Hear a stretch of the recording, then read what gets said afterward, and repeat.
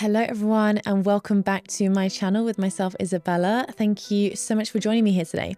If you're new here, click that subscribe button so you never miss another video. My name's Isabella. I'm a graduate of the Ballet Academy. I then went on to dance with the Mikhailovsky Ballet and Eiffen Ballet before I founded BWI. BWI is an online platform catered from beginner to professional, with classes from ballet to stretch to workouts, and then courses and plans where we go really in depth and help you get your goals. Along with this, I host intensives both in London, where I am based, and worldwide, soon to be visiting more and more of you. So let's get started. Today, we're going to be looking at swan hands. Now, I don't know about you, but when I watch any kind of dancer doing Swan Lake, doing Odettes deal, the thing that I'm also really focused on is obviously their arms, their swan arms. Are they really, really swan-like? And it's very hard to beat somebody like Uliana Lopatkina. Not that we're trying to beat her necessarily, we're all individual, but she is the epitome of a swan. Her arms are so stunning. Her arms are unbelievably swan-like. And today we're going to be looking at not only how she does that, like what is it that makes it so swan-like, but also her hands. And swan hands are something that I really look at, especially when we're doing dying swan, with the flaps at the beginning. I find that when people give too much stiffness to the hands and too much separation in the fingers, it looks very spiky, and we lose that elegance of the swan arms and hands. And this is something we're going to really look at when Uliana Lopatkina is doing her dying swan. So what we don't want is things like when people are doing these flaps like this, you can see that some people do this sort of spiky hand situation.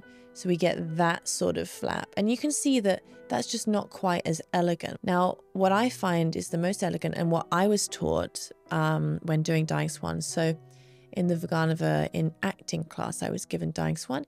And I'll never forget this one correction that the teacher told me. And he said, your hands need to be almost quite flat. So from the side, when you do that, hopefully you can see, when you do that, basically you have the hands are quite flat there. So as I'm doing the flap up and down, you can see that I'm not overly separating the hands or the fingers. So what happens is when you have the back view, you have this really nice line of the arm and the wing, you know, and it's all coming from the elbow. So you're not distracted by these fingers like that are overly spiky. And that was something that was just the most valuable feedback I've ever been given. And so when we watch Lopatkina, let's focus predominantly on her arms, both the position of the arms and also the hands. And I may pause throughout. Let's just have a look together about what makes this dying swan particular, so special, and just so good.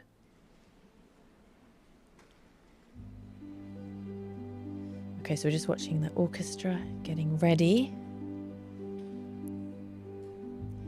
Here she comes in a moment. Just such nice music, you know. So let's have a look at her arms. As you can see, the line of her arms is as one. Now look at the hands. Look at the hands. Can you see how these fingers are not super separated? Along with this, her arms are behind her head, which gives this appearance of the continuation from her back of the wings, and that they are almost separated from her. But what I'm really interested in is those fingers. You can see they're separated, but they're not spiky in any way. They are a complete elongation of her arms, especially as she does these flaps. Can you see? It's kind of, she's very aware of the wrists and she's very aware of the hands. The fingers are long. The fingers are not curved. The fingers are not curled in a way. And I've seen a lot of hands that are curled in the fingers.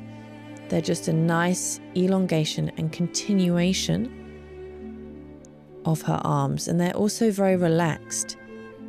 there's not a lot of tension in there. And when you do the spiky fingers, too much tension goes into the hands.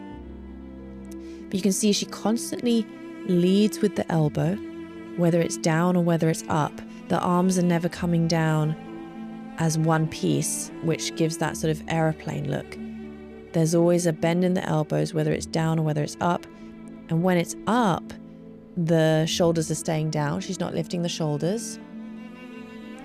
And the arms are always slightly behind the head, which really gives that beautiful swan-like position. There's also not that much movement in the hands themselves and the fingers. She doesn't over-embellish it. She doesn't make them overly active. Now we can see, look, this beautiful position. Her shoulders go down. Look at the hands, so long. The fingers are long. The fingers are also all in alignment with each other. Because sometimes, so beautiful. You can see it's coming from her wrist mostly. Because sometimes there gets way too much tension, or you see a finger that's overly exaggerated. But with Lopatkina, they're all close by and they have this connection with each other, but they're all working as one, and it's really coming from the wrists and elbows as one. There's nothing too exaggerated, which makes it this beautiful wing-like sensation. Hopefully you can all see this, because this is something that you don't see a lot of. I've seen a few ballet dancers recently doing this, and it can look just very separated, and then instantly I'm not drawn in. The hands are too distracting for me.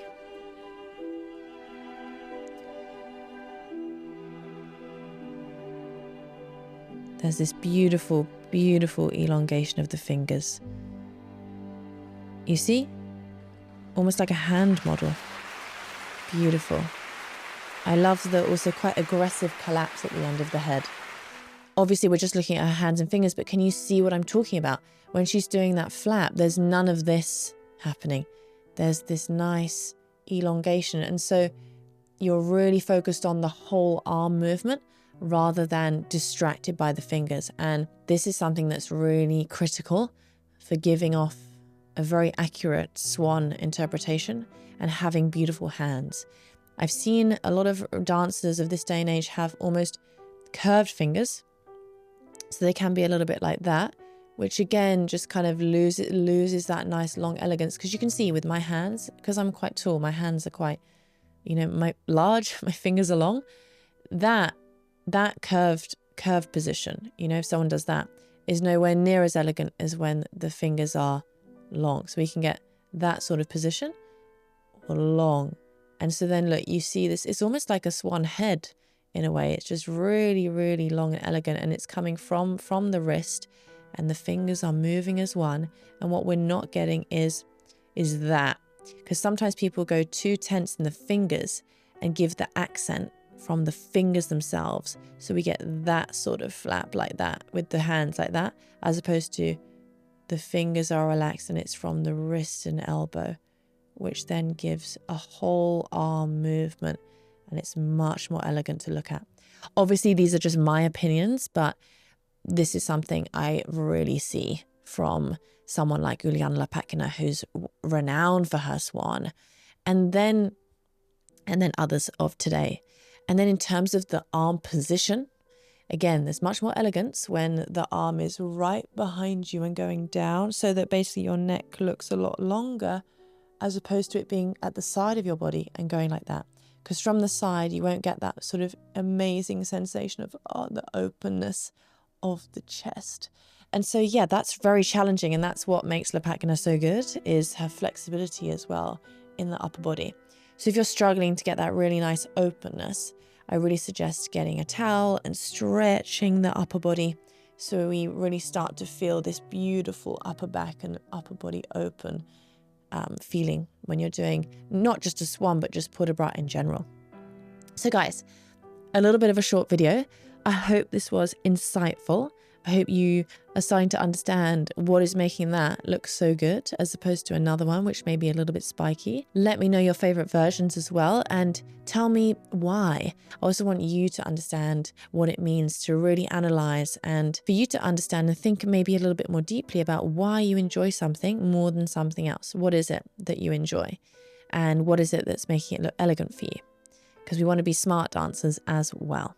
Thank you so much for watching. I hope you enjoyed this video. Subscribe if you haven't already, and I will see you super soon, be it online, be it in my online studio, live at an intensive, or on my next video.